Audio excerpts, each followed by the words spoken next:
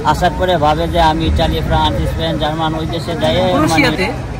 আপনারা যারা আসবেন 2025 সালে, যারা আপনারা স্বপ্ন ক্রোয়েশিয়াতে বা রোমানিয়া, বুলগেরিয়া, তারা চিন্তা ভাবনা করে তারপরে দেখলাম ওইখানকার পরিস্থিতি এখান থেকে আরো বেশি খারাপ। এখানে আশা করি ভালো আছেন, আপনার আমি অনেক ভালো আছি।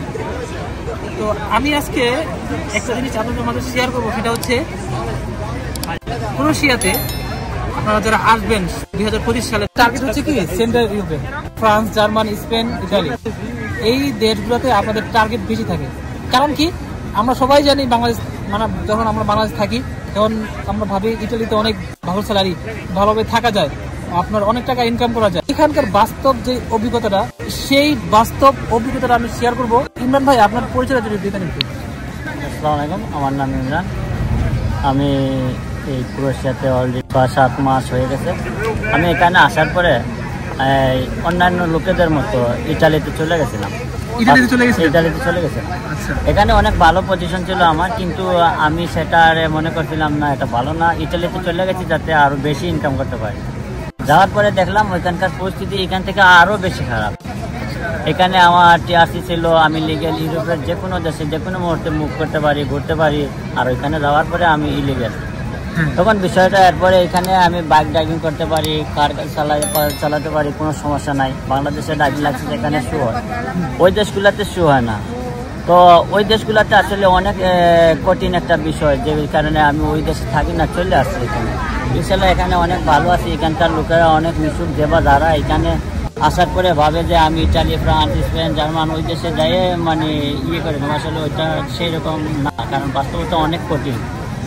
যদিও আপনার ফ্রেন্ড, বন্ধু বান্ধব থাকে এখানে, তারা বলবে আসেন, দেখে সমস্যা নাই, সব ধরনের সহযোগিতা করবো। কিন্তু যাওয়ার পরে যখন দেখবে প্রতি মাসে 300-350 ইউরো আপনার খাবার কিংবা থাকার খরচা হবে, তখন আপনার পিছনে একজনও পাবেন না। তারপরে কাজের বেলা আসেন, আপনার যখন ডকুমেন্ট হবে না, তখন আপনি কোনো ভালো কাজই করতে পারবেন না। যাদের এখানে ভালো অবস্থান আছে, আমি সবাইকে বলবো, যাদের এখানে ভালো অবস্থান আছে, আপনারা এখানেই থাকেন। ইনশাল্লাহ আস্তে আস্তে এখানেই আপনারা সেটেল হতে পারবেন। এটাও সঞ্জন হয়ে গেছে। এখানে যে টাকা ইনকাম করতেন, ওইখানে সেম টাকা ইনকাম করবেন। তো আমার মনে হয় সব মিলিয়ে এখানেই ভালো। ইনশাল্লাহ এখানে তো আপনি ভালো আছেন, তো আপনি তো ওইখানে যাওয়ার পরেই হচ্ছে এই ডিসিশন নিয়েছেন আপনি চলে যাবেন, ঠিক না? তো এখন আমরা এখানে একটা কারণ আরেকটা আছে ভাই, সেটা হচ্ছে কি, মানে আমরা যারা আসি, মানে বলকান দেশগুলোতে, শুধু ক্রোয়েশিয়া না, রোমানিয়া বলেন, ক্রোয়েশিয়া বলেন, আপনার হচ্ছে বুলগেরিয়া বলেন, এই দেশগুলোতে আমরা আসার পরে চিন্তা ভাবনা করি কি, ইতালিতে, ফ্রান্সে অনেক ভালো অপোজিট থাকবে না, স্যালারি অনেক বেশি। কিন্তু আসলে বাস্তবতা ওইটা না। কারণ ইমরান ভাই অলরেডি ওইখানে যে ঘুরে আসছে, 1 মাস থেকে আসছে, 1 মাস থাকার পরে ওনার যখন ভালো লাগছে না, তখন উনি ব্যাক করছে এখানে। তো আমি অনেকের কাছে শুনছি, যখন আমি মনে ছিলাম এক সময়, তখন অনেকে আমাকে বলতো যে রোমানিয়াই ভালো ছিলাম, বুঝছেন ভাই, রোমানিয়া ভালো ছিলাম, কেন এখানে আসলাম, আপনার ক্রোয়েশিয়া ভালো ছিলাম, এখানে কেন আসলাম। তো আপনারা যারা, একটাই মেসেজ দেবো আপনাদের মাঝে, সেটা হচ্ছে কি, আপনারা যারা নেক্সট আসবেন ক্রোয়েশিয়াতে বা রোমানিয়া, বুলগেরিয়া, তারা চিন্তা ভাবনা করে তারপরে যাবেন। আপনারা যারা হচ্ছে এখানে আসবেন 10 বার চিন্তা করবেন আপনারা ওইখানে যাবেন কি যাবেন না। কারণ এখানে যে ফ্রিডম, এখানে আপনাদের লিগেল থাকবেন, ওইখানে গেলে কিন্তু আপনার ইলিগেল হয়ে যাবেন। যেহেতু বিষয় খুব ইম্পর্টেন্ট, কারণ তখন আপনারা 2-3 বছরে আপনার কাগজ পান কিন্তু সন্দেহ, তখন আপনারা কিন্তু একটা ফ্যামিলি থেকে বিচ্ছিন্ন হয়ে যাবে, তাই না? অবশ্যই। তো আপনার তো এখন কাগজ কি আছে আপনার? হ্যাঁ, ইনশাল্লাহ এখানে আসার পরে আমার ওই পুরাতন টিআরসি দিয়ে আমি আবার কাগজ করে নিয়েছি। এখন আমি এখানে লিগেল, ইনশাল্লাহ চাইলে বাংলাদেশে যেতে পারি, আসতে পারি, কিংবা কাজ করতে পারি, তার কোনো সমস্যা নেই। আচ্ছা, তার মানে হচ্ছে ওইখানে যাওয়ার পরে আপনি অনেক কিছু শিখে আসছেন? অবশ্যই, অনেকগুলো শিখে আসছি, বাস্তবতা দেখে আসছি, অনেক কঠিন, যেগুলা আসলে যারা যায় তারা ফেস করতে পারে। আর এমনিতে কেউ বলতে পারবে না যে কি, ওইখানে যাওয়ার পরে বোঝা যায় যে বাস্তবতা কীরকম বা কীরকম পরিস্থিতি, অনেক কঠিন একটা বিষয়।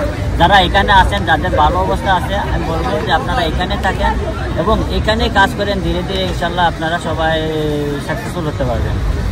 তার মানে ভিউয়ার্স, আপনারা অনেকেই ভাবেন আপনাদের আত্মীয় স্বজন, মামা, চাচা, ফ্যামিলি, আত্মীয় স্বজন থাকলে অনেক ভাবেন আমরা ওইখানে গেলে আপনাদেরকে একটা ভালো অবস্থান করে দেবে। কিন্তু না ভাই, বিদেশের বাড়িতে, তাই না?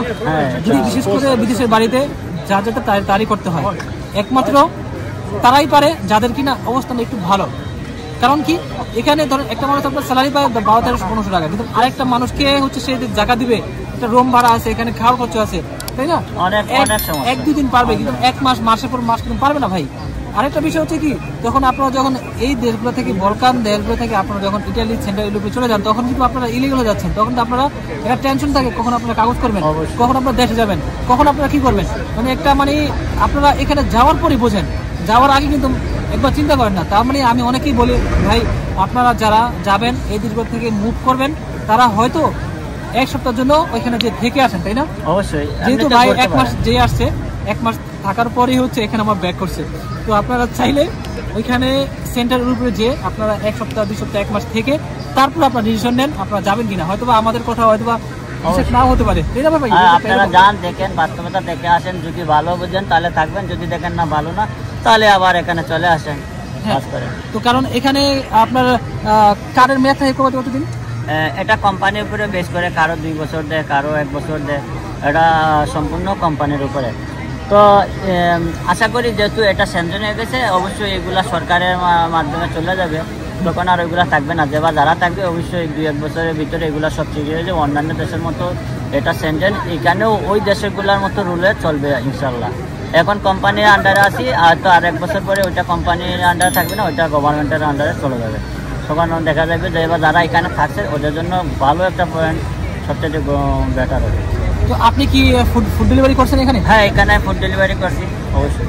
এখানে ফুড ডেলিভারি করলে কত টাকা স্যালারি? এখানে প্রতি মাসে আপনি বাংলাদেশ প্রায় 1500-1200 ইউরো, এটা আপনার কাজের দক্ষতার উপরে ডিপেন্ড করে।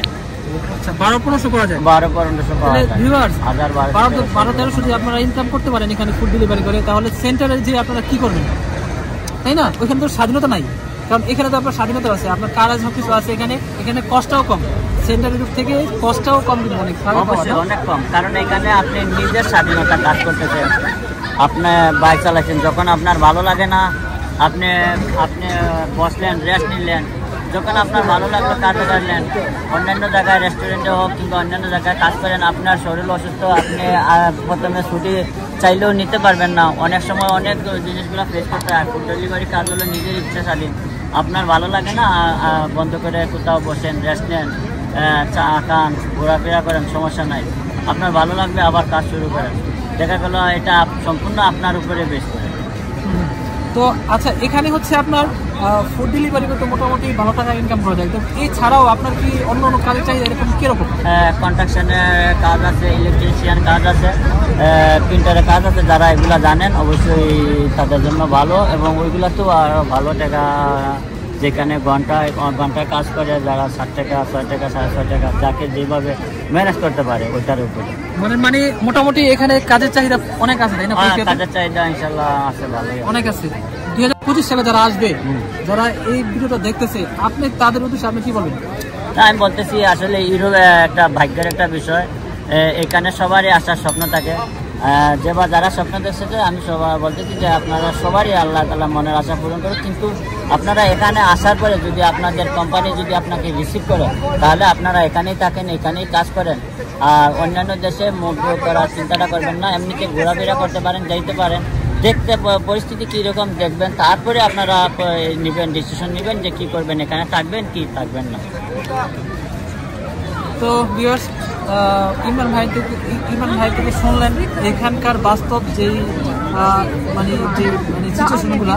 কারণ আপনারা হয়তো বাংলাদেশ থেকে হোক, মিডল ইস্ট থেকে হোক, হয়তো বা ভাবতেছেন এখান থেকে আসার পর চলে যাবেন, তারা একটু চিন্তা ভাবনা করে তারপরে যাবেন।